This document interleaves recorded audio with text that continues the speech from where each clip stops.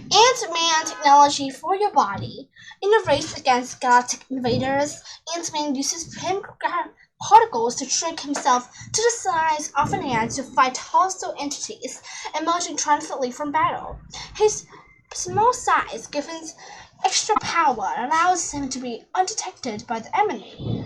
While pin particles do not exist in real life, scientists have succeeded in creating something analogous to Ant-Man to help fight bacterial infections in the stomach. Lining. Like Ant-Man, micromotors are small robots that are no larger than the width of a human hair can reach the stomach lining covertly to annihilate bacteria.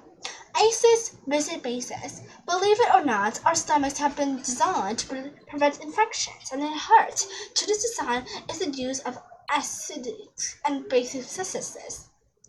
To determine whether something is acidic or basic, we use pH scales, which ranges from 0 to 14. Water, for example, has pH of 7, which is neutral. Strong acids, like those in our stomach, have a low pH, often between 1 and 3, while weaker acids, such as vinegar, have a pH of 5 to 6.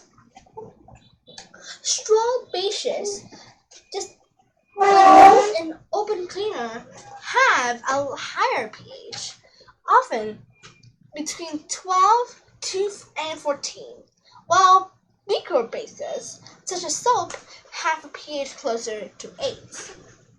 So why are our stomach acidic?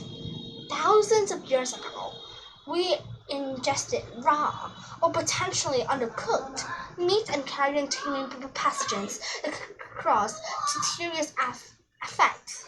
It's like that our stomachs evolved to secrete acids in order to decimate many of these microbes. This acid is strong enough to burn metal off a coal. Luckily for us, the lining of our stomach is basic, so this protects our food, churning organs from any corrosive gastric juices. The challenge of Helicobacter pylori. There are microbes that thrive in acidic environments, like those in Yellowstone National Park hot springs or in our stomachs. Each pylori is one example that it can enter our bodies from contaminated food or water and ends up in our stomach, ravaging the lining and causing an open wound called an uvula. The acid in our stomach exacerbates the injury, corroding the lining even more, intensifying the pain. Additionally, our gastric juices dissolve the antibiotics physicians prescribe for the bacterial infection.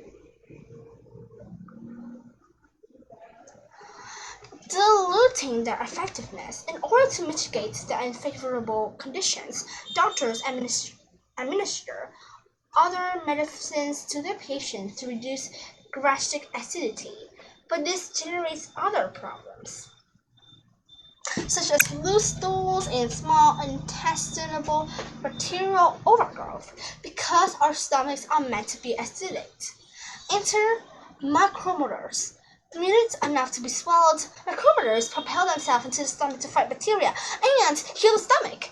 Besides the small size, the cool thing about micromotors is that they use acid chemistry and pH to their advantage. The coating on these devices are impervious to acids, so it dissolves at a neutral pH. The core is composed of magnesium, which reacts with acid through a small opening in the coating to produce hydrogen bubbles. These bubbles propel the micromotors at the speed of 120 micrometers per second, the equivalent of about 60 miles per hour, 96 kilometers per hour, if they were traveling on a highway. Micromotors retain antibiotics just inside the coating. As the chemical reaction between acid and magnesium processes, the increasing amounts of acids is neutralized, resulting in a gradual elevation in gastric pH. Approximately 6 minutes of reaction. The micromotor exhausts the propulsive capability and subsequently adhere to stomach lining. By the time the stomach's pH reaches 7, the micromotor coating dissolves and relays the antibiotic directly into the stomach lining, the site of H. pylori infection, obliterating the bacteria. Between 24 hours, the stomach regains its usual acidity pH, and the micromotor dissolve. No muss, no fuss. Studies of the micromotors are still in the nascent stage. These mighty machines have only been modeled in labs. They aren't just ready for you and me, but maybe someday, even without PIM particles, the intimate technology will be just what the doctor ordered. See, this is the fighting issue. Non-academic definition, covertly, means in a way that conceals, secret, or disguise. Carrion means the dead or decaying flesh of animals. Decimate means destroy a large number of something. Mitigate means make less intense or severe. Nascent means recently developed or just beginning. This is the anatomic definition I read about. Instrument technology for your body and cheetahs literacy and minus everything.